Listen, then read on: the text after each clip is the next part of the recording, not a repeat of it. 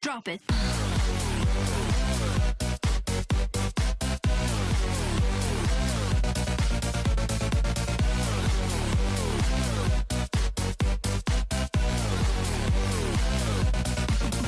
Yeah. Alright, what is going on everybody? My name is Flexible and today I've got another video for you. This is the next episode of a series on my channel called Yu-Gi-Oh! Quickies, where I just want to talk about anything that comes to mind really, or that my friends or viewers have been asking.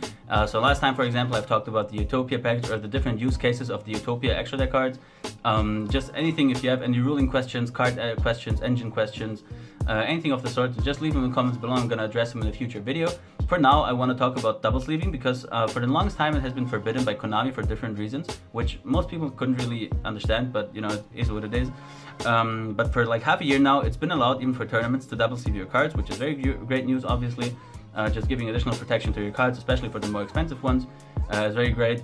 And first of all, I want to talk about a few rules that Konami has established. So if you want to have a more detailed rundown, then definitely go check out the rules of Konami themselves on their website. But just a little head start pretty much. So it's not allowed to have two non-clear sleeves. So one of the sleeves has to be clear. The sleeves have to face different directions when you put them in. So for example, if you put the card in the inner sleeve from the top, then you have to put the card with the inner sleeve into the outer sleeve from the bottom. So the openings point into different directions. Also, it's not allowed to have any like symbols, patterns, borders or anything on the outer sleeve as long as it interferes with the readability of the visibility of the card. Also, the last thing, that there's only allowed to be one card inside a pair of double sleeves, which is kind of obvious, but you know, that's one of the reasons also why Konami didn't allow it earlier, because it enables cheating in a sort of way. And then essentially there are two ways of double sleeving your cards. So for example, as I've said before, one of the sleeves has to be clear, but it doesn't specify which one of the sleeves has to be clear, so you can either do it inner sleeve or outer sleeve. And also there are essentially two ways to do it. So for my main decks, for example, I like to use clear sleeves as the inner sleeves and then dragon shields as the outer sleeves. Dragon shields are just my favorite sleeves in general, the matte dragon shield sleeves. And then I use perfect fits sized ultimate guard sleeves for the inner sleeves, which have also an obscured back. Which is also important, especially if you use sleeves that are a little see-through on the back. Then it's important to have this darkened backside, so you can't really see through the backside of the outer sleeve. And then you just put it inside, which is very good because the dragon shields themselves are also very sturdy already, and then they just add additional protection. Also, there's no space inside the sleeve, like between the card and the sleeve, that's sitting very tightly, which just kind of adds to the sturdiness of the sleeve already, so it just feels even better when you shuffle it and when you handle the cards. So that's personally my favorite way to do it for main deck, especially because the sleeves are cheaper that way. And for the extra deck, where there are not as many cards, I tend to use the KMC border sleeves, which are the clear outer sleeves right here.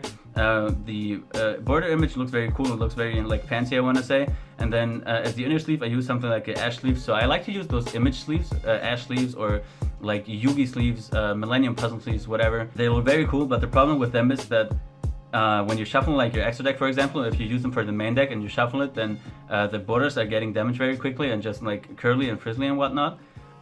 So that's an issue. That's why I love to use the clear sleeves as the outer sleeves in this case. And also the KMC border sleeves are also pretty much as sturdy as the Dragon Shield sleeves, I want to say. So that's even better protection for like, since mostly extra deck cards tend to be very expensive, right?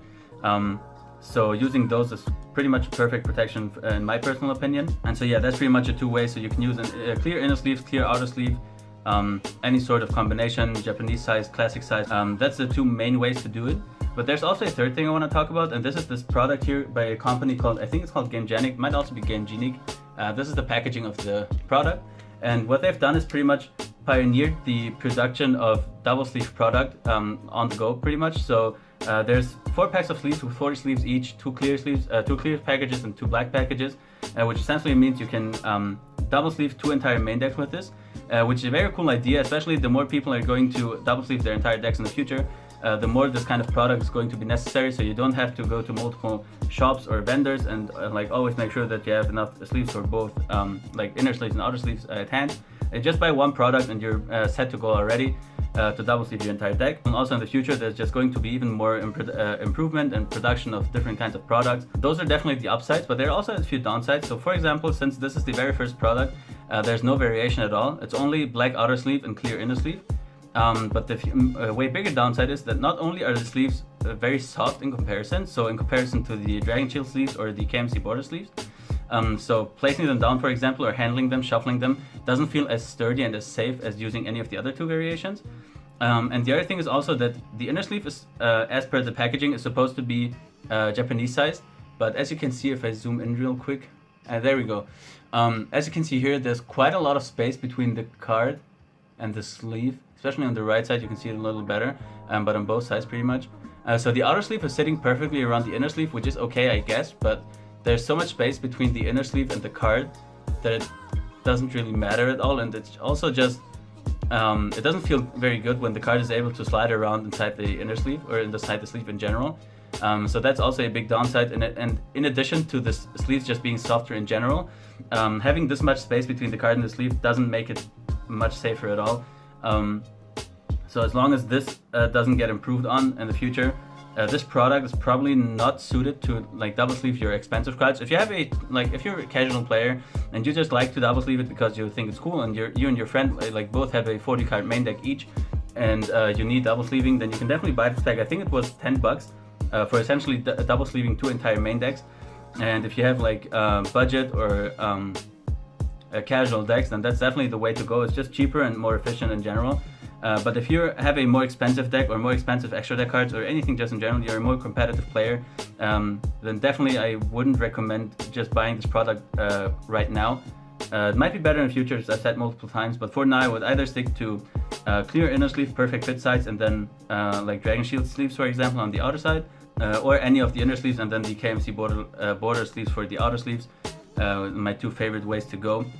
And yeah, that's pretty much it for the video, guys. I hope you enjoyed this. I hope you learned something. If you have any questions, then leave them in the comments below. I'm gonna do my best to answer it. If you have any suggestions for future episodes of Yu-Gi-Oh! Quickies, also leave them in the comments below. I'm always looking for inspiration in that regard.